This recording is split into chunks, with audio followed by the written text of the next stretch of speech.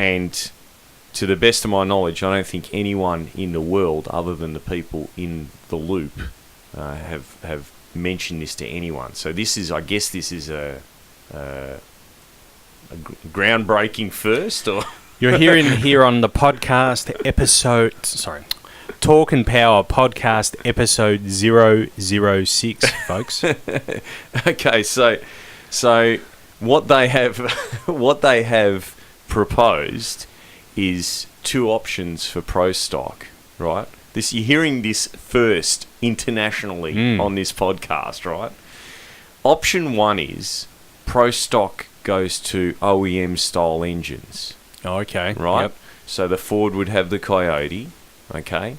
The GM, whatever the latest LS or quad cam or whatever the heck. We'll talk about that later, what they've been sort of teasing us with. And the Chrysler, the late model Hemi, right? More than likely in a supercharged configuration, okay? And they run that, and they try and bring Pro Stock back to something that resembles stock cars rather than the, steamrolled, plastic-bodied things that they are now, which are, borderline funny cars. I don't know whether they're going to try and use an OEM-style body because, as we know, they have a class like that now, that the Copco or Coppo or whatever, Camaro, and Coppo, I Camaro. don't, what's the Mustang version called? The circuit one's the Boy Racer, but I'm not sure what the drag pack. It's called the drag pack. I think it's a drag pack, Cobra Jet drag pack or something like that. It doesn't matter. It's irrelevant. So and Chrysler's got a few variations now with the Dodge or the Demon. Demon. That's it. So they're looking at that, right? Or possibly option two is, instead of running Pro Stock at all 24, 25, whatever rounds, right? They're going to run half of it Pro Mod and the other half Pro Stock.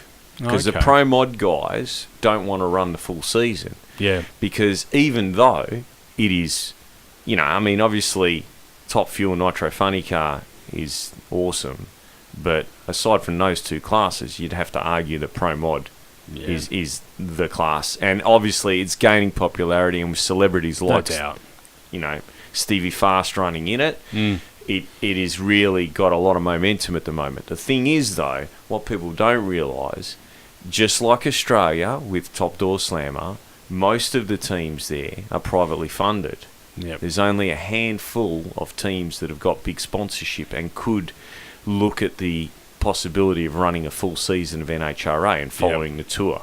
Most of these guys have got 9 to 5 jobs back home, and they race when they can afford to. So that's the problem that they're faced with. Whereas the Pro Stock guys are generally got some sort of sponsorship package going.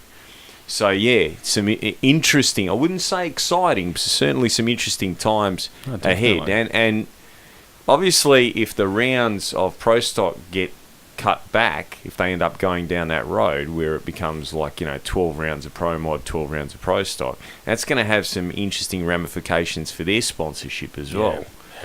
And possibly force some of the Pro Stock guys to run Pro Mod and Pro Stock, which would be very interesting because, there's no doubt that those Pro Stock guys know how to get a car to go down a racetrack very efficiently. So if you had, and we're seeing this with Larry Morgan, making the switch. It's just some interesting stuff that's going to happen. This is not in the notes, Simon. No, it's not in the notes. Where are we going here? I was on the phone to my contact in the US. Right.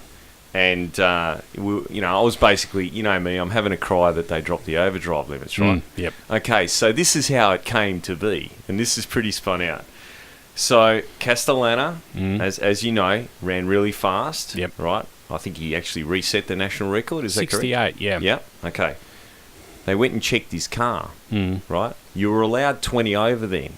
Right? He was running 16 and a half. You're joking? Nah. And that was the NHRA said, well, what the? So now, whether he's figured out that that's an efficient place for it to be or whatever, that was why they made the call. But this particular contact, he said to me, he goes, this used to happen every year, even with the IHRA. Beginning of the season, they play around with the overdrives. Through the middle of the season, right, the air changes, and back in those days there wasn't any turbo cars, but the nitrous guys would go fast through the middle because they bring their atmosphere in a bottle. Yeah. Right? And what did we see at the last meeting? Right? Look at the mile an hour on the turbo cars compared to the blown cars. Yeah. So, it was interesting that he reset the record at 16.5 over, but I think it's going to be interesting through the middle of the season to see what happens, because I think the nitrous guys are going to step up, and probably the turbo guys too. Yeah, right.